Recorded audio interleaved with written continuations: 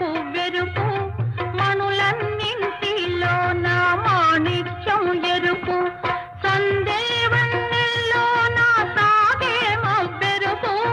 తానెరుపు అమ్మాయి తన వారిలోన గోరింట పూజింది కొమ్మ లేకుండా పురిపాల అరచేత మొగ్గ తొడిగింది